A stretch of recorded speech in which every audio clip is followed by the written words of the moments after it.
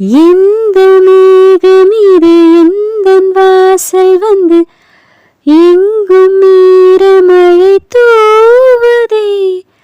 எந்த உறவு இது எதுவும் புரியவில்லை என்ற போதும் இது நீளுதே. யாரென்று அறியாமல் பேர் கூட தெரியாமல் இவளோடு ஒரு சொந்தம் உருவானதே.